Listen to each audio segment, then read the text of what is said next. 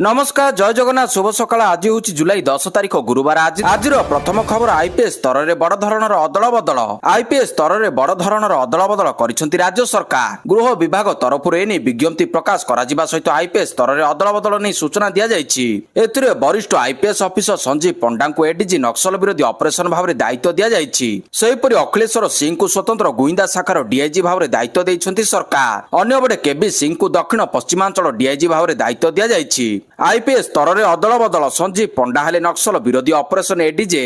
IPS स्तर में अदल बदल संजीव पंडा हेले नक्सल विरोधी ऑपरेशन एडीजी। अखिलेश्वर सिंह हेले स्वतंत्र गुइंदा शाखा डीआईजी। परवर्ती खबर पंचम अष्टम रे फेल हेले पुणी मिलिबो सुजोग। आउ नाही सब श्रेणी रो पास व्यवस्था बदलिला स्कूल परीक्षा नियम। पंचम अष्टम श्रेणी पिलांक पई नुआ नियम लागू हेला। विद्यालय और गणशिक्षा विभाग पक्षरु एने विज्ञप्ति प्रकाश पाइछि। विज्ञप्ति अनुसार पंचम अष्टम पिलांक पई नुआ नियम होइछि। परीक्षा रे फेल हेले 2 मास रे पुनः परीक्षा देवे छात्र छात्री। पुणी फेल हेले से श्रेणी रे रहिबे। प्राथमिक शिक्षा न सरिबा जाय स्कूल रु विदा करा जिवो नाही।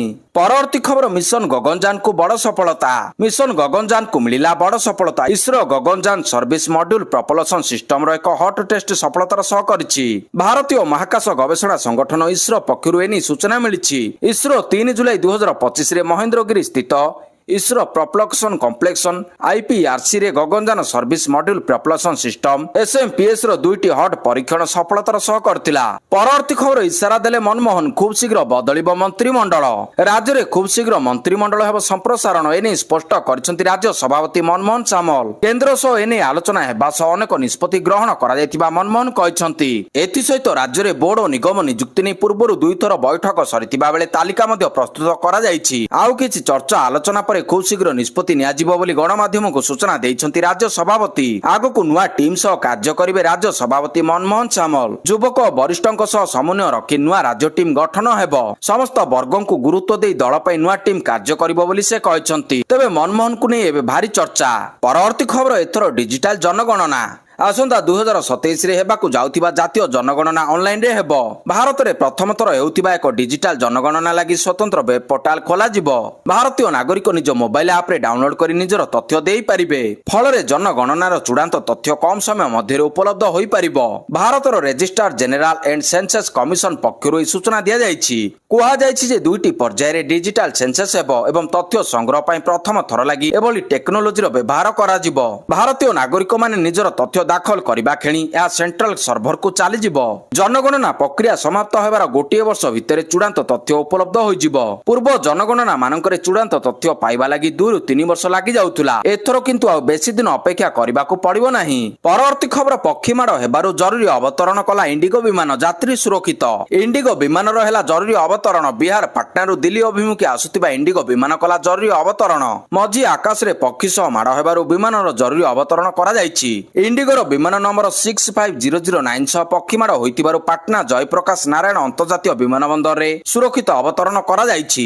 तेबे विमान रे 169 जन यात्री थिले। विमान उठू उठू पक्षीमाड़ हेबा परे एहाकु जरूरी अवतरण करा जायतिला। यात्री माने समस्त सुरक्षित थिबा सूचना रहिछि। यात्री को अन्य एक विमान रे दिल्ली पठाइबाकू व्यवस्था करा जायछि। परवर्ती खबर आसंता काली संविधान बंचाओ समावेश। आसंता काली अर्थात 11 तारिख रे कांग्रेस रो संविधान बंचाओ समावेश।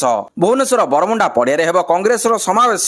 सूचना देले पीसीसी सभापति भक्त चरण दास। जोगदेबे लोकसभा विरोधी दल नेता राहुल गांधी। एआईसीसी सभापति मल्लिकार्जुन खड़गे मध्ये जोगदेबे। वरिष्ठ नेता केसी वेणुगोपाल मध्ये जोग देबे। 2024 निर्वाचन वर्षे पर चलचंचल होइछंती राज्यर 3टी प्रमुख राजनैतिक दल। आसंता 11 तारिख रे राहुल गांधी ओडिशा रे संविधान बंचाओ समावेश रे शामिल हेबे। राहुल को गस्त को नै राज्य कांग्रेस उत्साहित होइतिबा बेले तृणमूल स्तर रे संगठन को मजबूत करबाकू दल अंटा भिड़िछि। 30 लाख सदस्य संग्रह करबाकू दल लक्ष्य रखिछि। परवर्ती खबर भारतीय वायुसेनार युद्ध विमान दुर्घटना। पायलट को मृत्यु होइतिबा सूचना। भारतीय वायुसेना युद्ध विमान दुर्घटनाग्रस्त। राजस्थान चूर रतनगढ़ रे दुर्घटना होइछि। विमान दुर्घटना रे पायलट को समेत अन्य जनकर मध्य मृत्यु होइतिबा सूचना रहिछि। दुर्घटना स्थल रे पहुंचिला पुलिस एवं प्रशासन। ग्रामवासी को कहिबा अनुसार आकाश रे प्रचंड शब्द परे चाष जमी रे विमानटी पड़ी निया लागि जायतिबा देखिबाकू मिलिथिला। एई दुर्घटना रे जनक शव उद्धार करा जायछि। ପରବର୍ତ୍ତୀ ଖବର ଗୁଜରାଟ ମହିସାଗର ପୋଲ 2 ଫାଳ ଘଟଣା ଦୁଃଖ ପ୍ରକାଶ କଲେ ପ୍ରଧାନମନ୍ତ୍ରୀ। ଭଦୋଦରା ମହିସାଗର ନଦୀ ଉପରେ ନିର୍ମିତ ପୋଲ ହଠାତ୍ 2 ଫାଳ ହୋଇଯିବାରୁ 9 ଜଣଙ୍କ ମୃତ୍ୟୁ ହୋଇଛି। ଆଗକୁ ମୃତ୍ୟୁ ସଂଖ୍ୟା ବଢିବ ବୋଲି ଅନୁମାନ କରାଯାଉଛି। ଘଟଣାକୁ ନେଇ ପ୍ରଧାନମନ୍ତ୍ରୀ ମୋଦି ଦୁଃଖ ପ୍ରକାଶ କରିବା ସହିତ ମୃତକଙ୍କ ପରିବାର ପାଇଁ ସହାୟତା ରାଶି ଘୋଷଣା କରିଛନ୍ତି। ଏହା ସହିତ ଆହତଙ୍କୁ ଆର୍ଥିକ ସହାୟତା ଦେବା ସହିତ ଶୀଘ୍ର ସୁସ୍ଥ କାମନା କରିଛନ୍ତି। ପ୍ରଧାନମନ୍ତ୍ରୀ ମୋଦି ଏକ୍ସରେ ଲେଖିଛନ୍ତି ଗୁଜରାଟର ଭଦୋଦରା ଜିଲ୍ଲାରେ ପୋଲ ଭୁଶୁଡ଼ିବା ଯୋଗୁଁ ହୋଇଥିବା ଜନହାନିକୁ ନେଇ ବହୁତ ଦୁଃଖିତ। ଯେଉଁମାନେ ନିଜ ପ୍ରିୟଜନକୁ ହରାଇଛନ୍ତି ସେମାନଙ୍କ ପ୍ରତି ମୋର ସମବେଦନା। ଆହତ ଜଲ୍ଦି ସୁସ୍ଥ ହେବାକୁ କାମନା କରୁଛି। ଏହା ସହିତ ପ୍ରଧାନମନ୍ତ୍ରୀ ରିଲିଫ ଫଣ୍ଡରୁ ପ୍ରତ୍ୟେକ ମୃତକଙ୍କ ପରିବାରକୁ 2 ଲକ୍ଷ ଏବଂ ଆହତଙ୍କୁ 50,000 ଟଙ୍କା ଦିଆଯିବ। ପୋଲ ଭୁଶୁଡ଼ିବା ବେଳେ ଅନେକ ଗାଡି ଯିବା ଆସିବା କରୁଥିଲା। ଘଟଣାରେ 10 ଜଣ ଆହତ ହୋଇଛନ୍ତି। ଆହତଙ୍କୁ ମେଡିକାଲରେ ଭର୍ତ୍ତି କରାଯାଇଛି। ପରବର୍ତ୍ତୀ ଖବର ଟାଟା ଗ୍ରୁପ ଓ ସ୍କୋଡା ଗ୍ରୁପର ସହଭାଗିତା ନିର୍ମାଣ କରିବେ ରେଲୱେ ଉପକରଣ।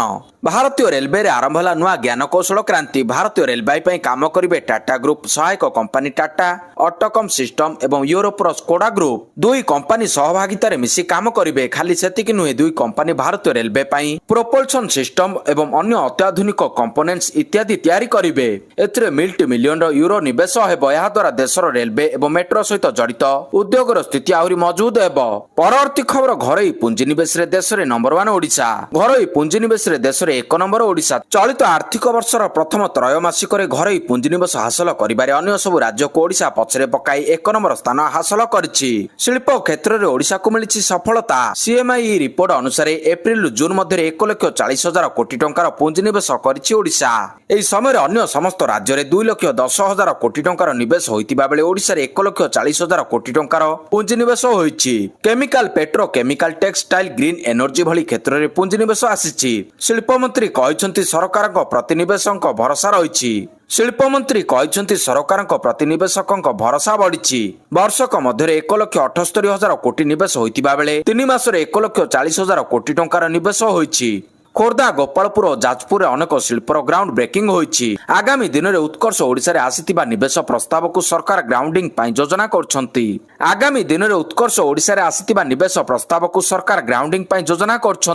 ପରବର୍ତ୍ତୀ ଖବର ଟାଙ୍କିକୁ ଆସୁନି ତେଲ, ଆଜିଠାରୁ ପଡ଼ିବ ପ୍ରଭାବ। ଶ୍ରମିକ ସଂଗଠନର ଭାରତ ବନ୍ଦ ଆନ୍ଦୋଳନ ଯୋଗୁଁ ବନ୍ଦ ରହିଛି